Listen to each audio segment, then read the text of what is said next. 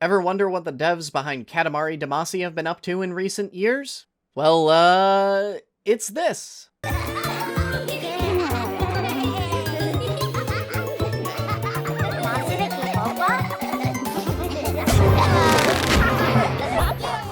Yeah, that checks out.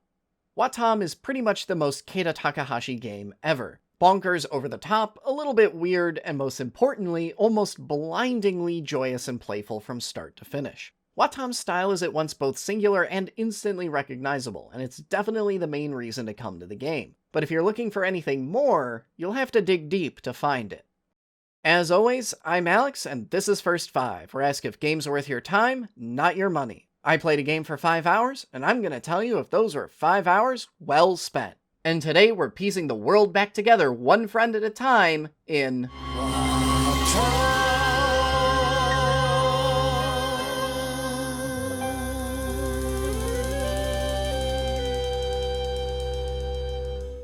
The best way to describe Wattam is that it's basically Goodnight Moon, but as an absurdist video game. And instead of constantly saying goodnight to every object in the house, you're saying welcome back. You start out as a single green block, a lonely fellow known only as the mayor. But friends start popping up one by one, and as you begin to breathe life back into the world, sundry anthropomorphized objects start knocking on your interdimensional front door to ask if they can join in the party.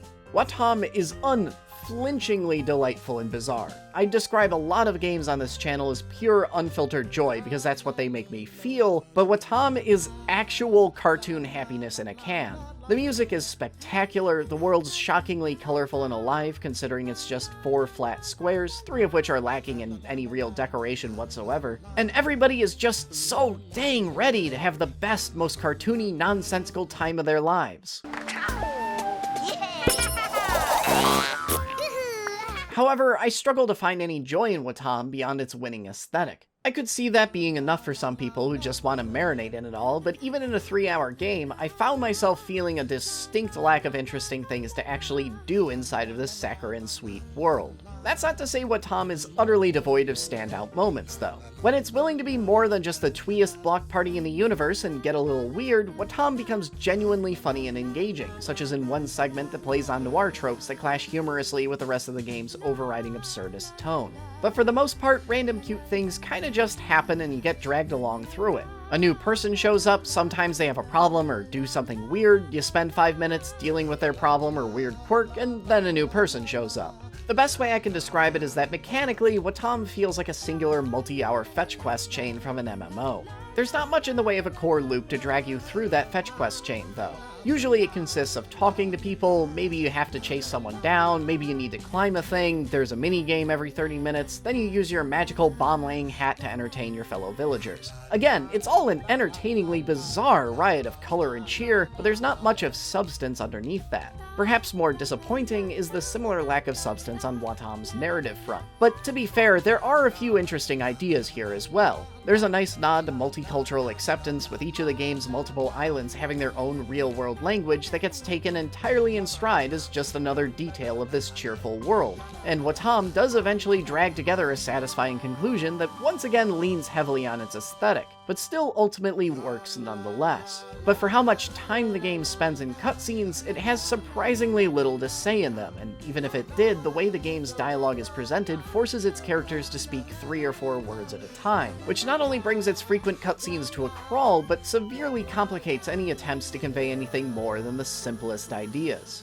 It also feels like Wattam is meant to be a sandbox that encourages you to take it slow and mess around with different characters in between main objectives. There are plenty of characters that show up and have nothing to do with the main plot that you can mess around with, but a lot of them feel like one-note gimmicks that you can figure out in seconds. This skeleton head emits some sparkles when you reunite it with its body. This whistle, well, whistles.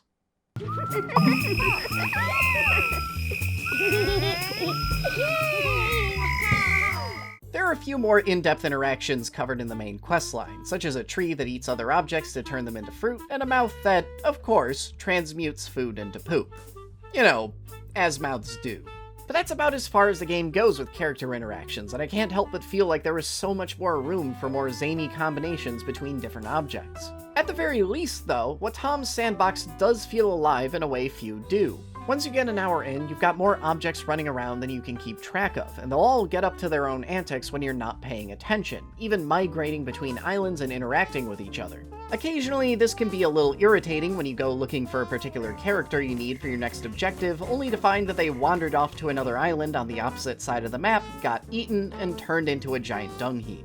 But it's usually all quickly reversible, and you can find any particular object by just clicking on it in your collection, which is a godsend bit of UI that I can't imagine living without. But it's time to ask the big question. What do you get out of 5 hours with Wattam?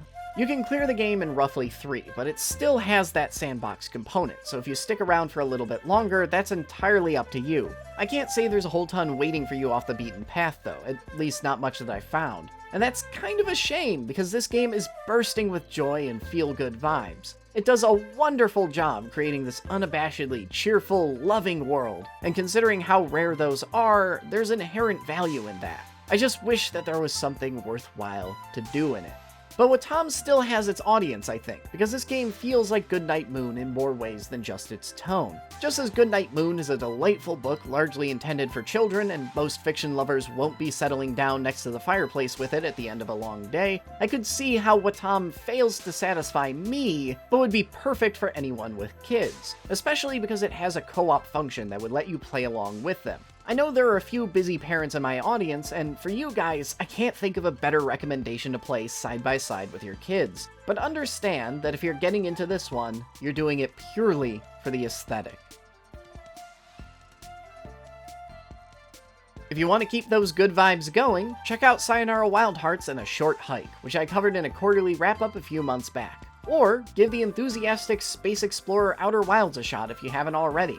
But I hope you enjoyed this first 5 review. If you did, maybe consider hitting that subscribe button. If you're looking for games that value your time and don't pad themselves, I'm your guy.